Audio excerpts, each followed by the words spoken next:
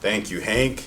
I think you brought up a very valid point that a lot of Toastmasters can improve on, including myself, which is voice inflections. It's so powerful. And if you were able to listen to the infamous Wayne Choate speak, he was a master at voice inflections. He would reel you in and get real quiet. And then he would boom and just explode right through and use his voice to reel you in with the highs and the lows of everything. Because when I had my time over in Hawaii, I was looking back at a couple of my speeches. And I was looking back at one of my old speeches when we were over in the old building. I still had my long hair.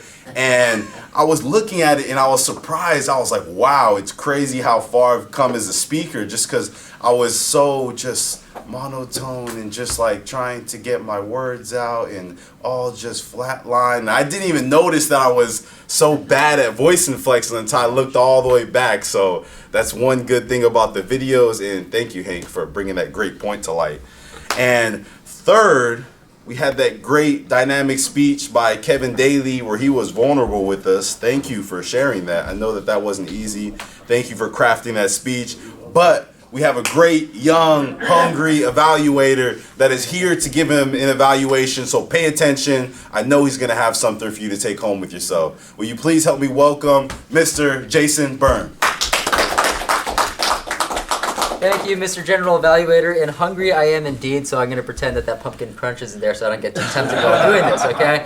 But Kevin, the purpose of your speech, as we discussed before the speech, was you wanted to talk about an experience that was very fearful for you, to relate to all of us about fear, what it's like to experience it, and then most importantly, how to overcome it.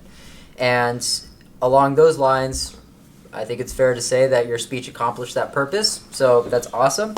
You also asked me to hone in on organization and vocal variety, so I'm going to touch on a few things that I really, really liked about your speech with regards to both of those. With organization, it was simple and easy to follow. I mean, you started out with a thematic statement about fear and asked us to simply engage by raising our hands to make sure that we were really engaged with you.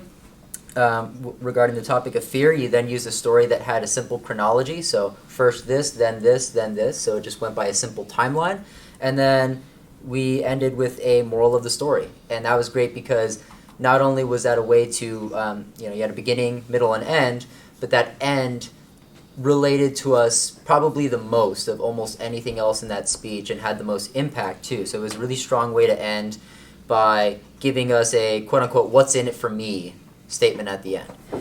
Vocal variety, what I thought you did very well and what I think you've done well consistently in speaking is when you want to make a point, you raise the pitch of your voice a bit. So like what I really want to say, you tend to do that, and that actually helps to put emphasis on what you're saying.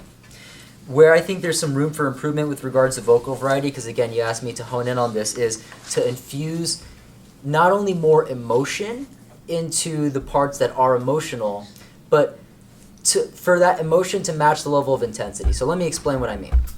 At first, you had these warning signs, these sort of heart palpitations, and you blacked out for a little bit.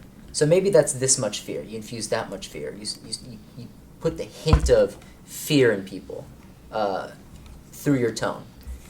Then by the time you get to calling the ambulance, I mean, that's a lot more fear. I'm like, oh my God, I don't know if I was going to make it at that point, sort of thing. That if you put that sort of emotion and that sort of tonality, and it has, it magnifies the impact, and so on and so forth, right? To kind of have that emotion match the level of intensity of the moment that you're talking about.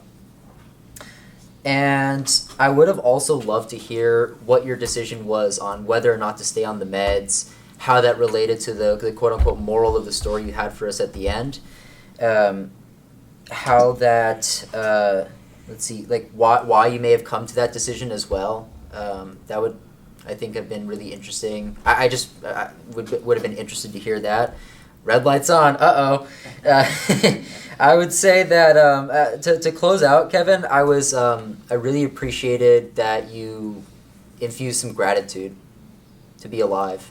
I mean, I almost lost my leg at one point in my life, and one thing that I did have afterwards was gratitude. I was just kind of upset at going through all of that pain.